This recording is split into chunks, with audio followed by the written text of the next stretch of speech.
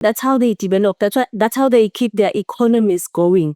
Because the government has to create a conducive environment for small businesses to thrive. And this is exactly how they do it. So it's like South Africa, yes, we are giving you this, but you're going to use German companies, meaning that they even transact on your behalf. So the US, even though not as bad as the German case, the US, they received about, contribution in the US was like 220 million rand. But This is just for the grants. we are still discussing it. Discuss Angelo 4%. 4%, yeah. Now, 154 million went to the US company Deloitte. If 54 million went to the US's Department of Energy National Labs, then we see this pattern across the board.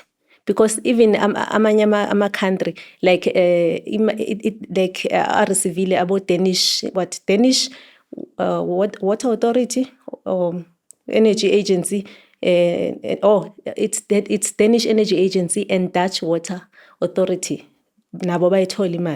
So most of this money went back to these countries.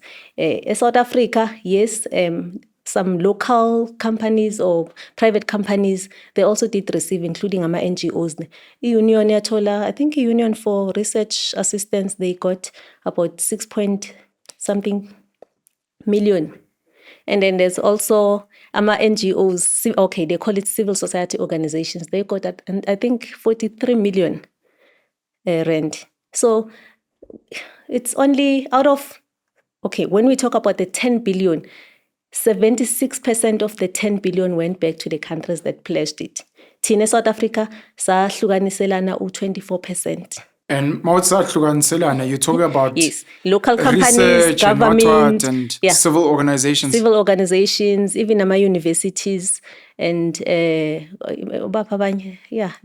private companies. I'm trying to not get angry. Municipalities, yes. I'm trying to not get angry. I know you said you're politically neutral. I'm thinking of what happened to so-called COVID relief money, some which was local, taken from our tax, some which came from overseas, so that we were forced to buy the COVID vaccines from those countries that are pledging or whatever. You're speaking about this money now for pushing for decarbonization, which is basically don't use your coal. And just recently, the e-Doge, Donald Trump, Elon Musk, and all the money that they've been uncovering that has been sent to places. And even in the sending, the investigative journalists do their job, but some of the jobs they don't do is they don't actually, when they say America pledged 100 million for this, you only realize later, like I did a video recently to say all the ARVs in this country come from us. They come from our Department of Health.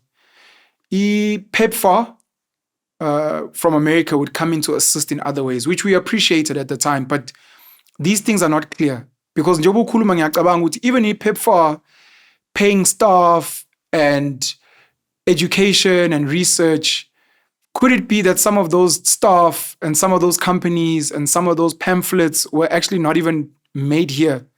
Yeah. And it was just in you going back to America and they're like, we're cutting aid. Abantu basha, and you're like, but I don't see, there's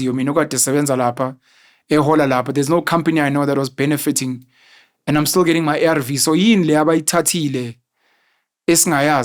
that's because people need to understand the developed countries. That's exactly how they developed themselves. That's how they get everyone working in their country. They don't play with money. For free to any country. They say, we give you money, but you spend it on us. And they even transact on your behalf. This money will never leave Germany. You make sure that you hire German companies to do a job. Most of these jobs is like they're doing research studies or they do pre-feasibility studies, things that can be done by South Africans, but they want you to hire their consultants. So you're hosting you're hosting an event, and I pledge that I'm gonna fund the event. And in that whole conversation, we find out years later that the money never left to come to you. My conditions were that you will host the event at my place, and I'll make sure that I'll get people to manage finance, which are my people, who are going to pay me to host the event.